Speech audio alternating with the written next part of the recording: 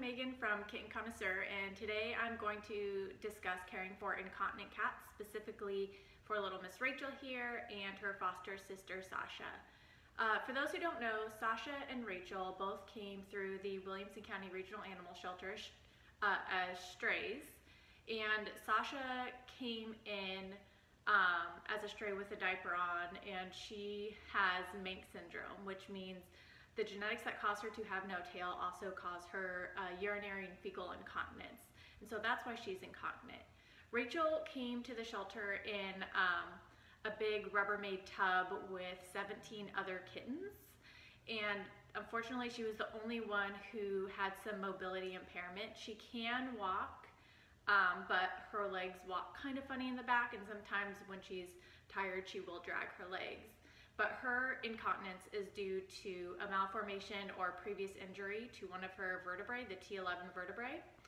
And so that's what causes her little incontinence. But despite them being incontinent, they are amazing cats, and we want to share with you about their care so that maybe you can consider adopting or helping an incontinent cat in the future. So one of the questions that we get asked every day is, what does their care look like? Because most people assume that incontinent cats need a ton of extra care, more than your average cat. And in truth, it doesn't really take that much extra time.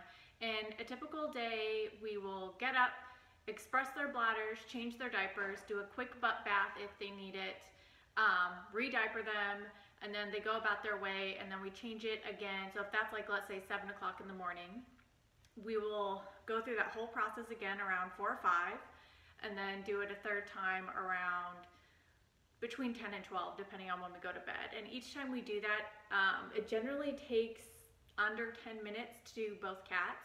And that's like if they need butt baths or anything. It's like 10 minutes is usually the max amount of time I spend doing that. So it's really not a huge time commitment, but it is a commitment knowing that you have to get up every day and do this, and they need it 3 times a day, which can be a lot for some people, but in terms of the actual amount of time, it's actually quite small.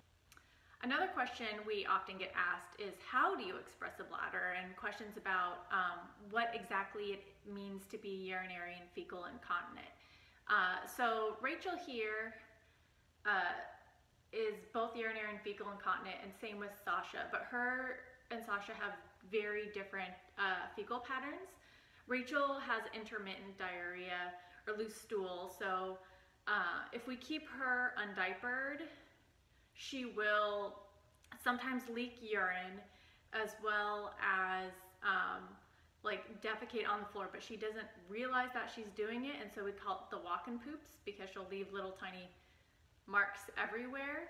So that's why it's best for her to be kept diapered as much as possible, because when she's in a diaper she rarely leaks, and she tends to let you know when she's going to the bathroom. And an easy way to know that Rachel is defecating is that her tail puffs up. So it's like, you know, when you see the Christmas tree tail, that's what she does when she's pooping, and so it makes it really obvious, and a lot of times she will come to you when she needs to potty. Sasha, on the other hand, sometimes leaks, but as long as you express her bladder kind of on a schedule, it very rarely leaks. And then her stools are very, very hard, and again, she has no idea when she's defecating or when she's pooping, because she has no anal tone, so she doesn't have any feeling in her butthole. So she will just have tiny pellet poops, which is much easier to clean up. So sometimes we do let them go around undiapered, but it's generally when we're home and we can watch them and kind of know their signs to see if they need to go to the bathroom. So in terms of bathing these guys, we don't bathe them very often. We usually just only do butt baths, and that's kind of on an as-needed basis. Sometimes with Rachel, because she has looser stools, and if she sits in it overnight, and because of her mobility issues, it'll kind of smush into her fur, and so a lot of times she tends to be the one who gets butt baths more frequently than Sasha. But they're really very easy, and they're not great for them, but they're also not terrible. And so the following videos will show you exactly how we give both of them butt baths. Hi everyone, this is how to give Rachel a butt bath. This usually happens after she has, oh yeah, this is a very gooey poo that she's been sitting in. Just turn on the water. Hi. And then you literally just rinse.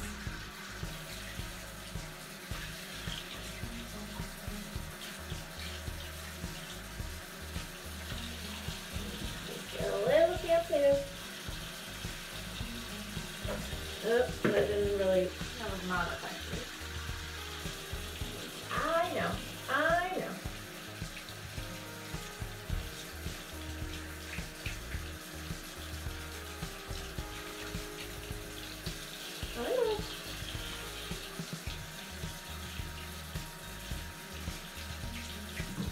Okay.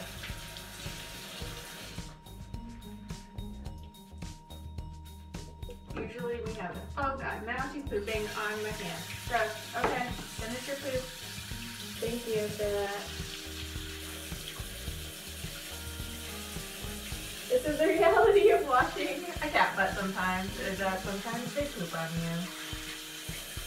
Okay. I know. Are you done? Okay.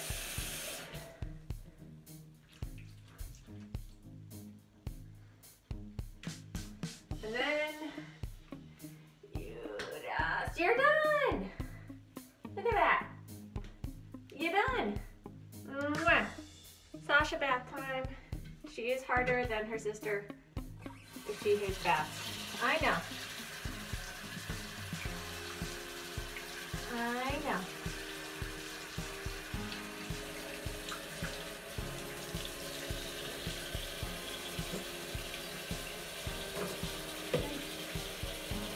Put the tiny butt.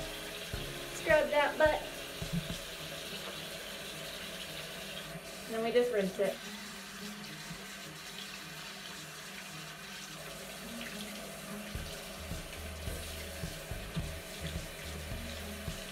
Good girl, Sash. You're doing so good.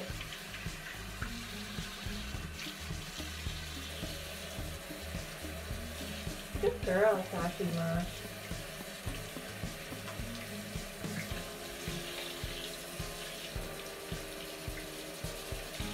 Alright, look. And now we have a clean Sasha. Say thank you. This is how to express and clean a Sasha cat. So first you take the diaper off. She already pooped. So you just go up right underneath, like right in front of these hips and kind of far back. And you try and find what feels like a water balloon and you squeeze. I know, Sasha always cries because she gets nervous about the toilet. She doesn't like the sound. She worries that it's gonna flush and it freaks her out.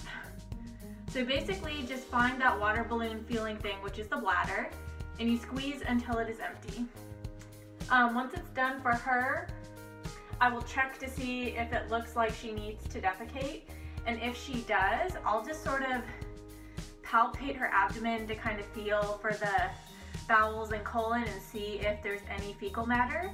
And if there is, I'll sort of just, oh, she's got more, look, there's a little bit more.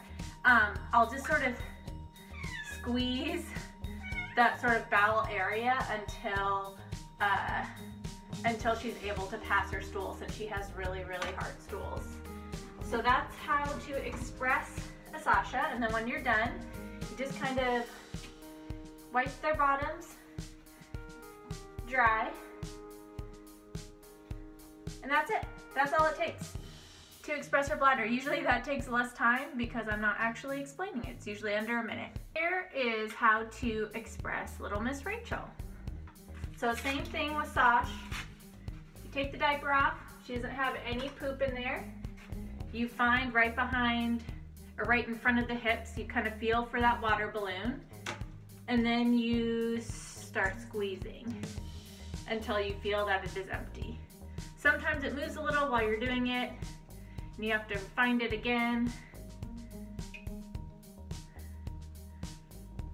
And then you can tell she's starting to get a puffy tail, which means she needs to defecate.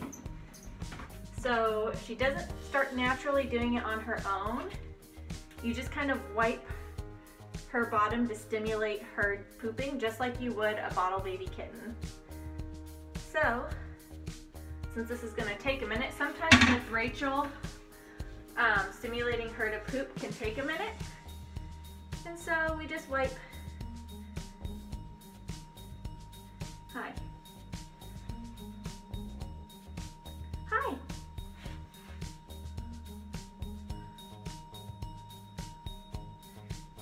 Oh, and she's pooping.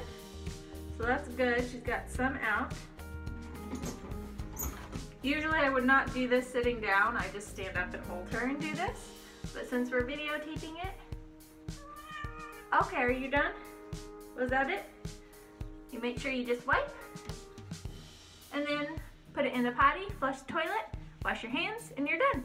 This is how to diaper and cut a hole for Rachel's diaper. So this is just her Huggy Newborn, and they go on backwards. So this part is actually in the back. And all you do is you just fold it in half this way, and just like kind of slightly above where the middle is, you just cut about a 1.5 inch hole for her tail. And then you put her on her side, whichever side you want. You thread her tail through, and then you just lift up the leg. And make sure you want to make sure it's around the whole hip. And then you flip her. Hi, Nougat. And then you just do, I don't know if you can see, you just go around and do the other side. And look. Mwah. That's a diaper. Cutting, diapering, everything, less than a minute. This is how to diaper a Sasha. She's easier to diaper because she doesn't have a tail, so you don't have to cut a tail hole. But literally, you just kind of shake it out first, so it's kind of loosened. And just grab her behind, kind of right above her hips, stick it on, grab it with each finger on either side, so it's kind of stationary. Just put it up, and then I'll show you the other side. I don't usually have to flip her because she's really easy. Ta-da, diapered. Under half a minute. That's how easy it is to diaper a cat.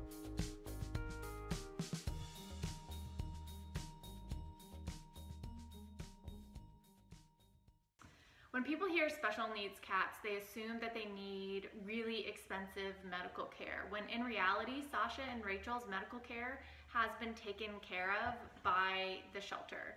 And so all they really need at this point in time is their yearly checkup and the shots, which is very easy. Yes, because they have special needs, they are prone to more things, but not significantly necessarily more than your typical cat. Being urinary and fecal incontinent and getting their bladders expressed, they are more prone to urinary tract infections, but there are a lot of ways to prevent that, and expressing them regularly is a really good way to do that. Additionally, Sasha, because she's a Manx, is more prone to developing megacolon, but again, we have her on a special diet for that to try and help prevent that.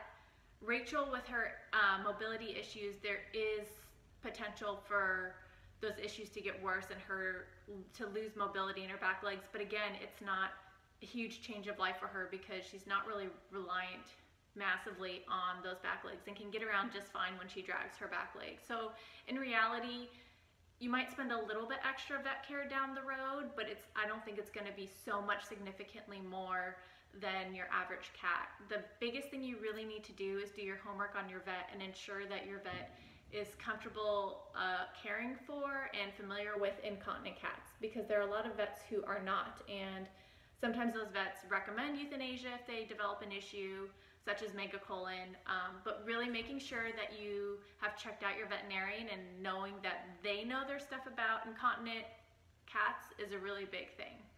As many of you know, Sasha and Rachel are on different diets, and a question we've had is how do you keep them separated if they're on different diets? And for them, if they're the only cats, it's actually very easy. Sasha is able to eat Rachel's cat food without an issue. Rachel right now just eats Nutro kitten kibble and is doing pretty well on it. We've tried Rachel on prescription diets, and unfortunately none of those have cleared up her GI issues. They actually just make them worse. Right now, keeping Rachel on the Nutro kitten seems to be the best thing for her system.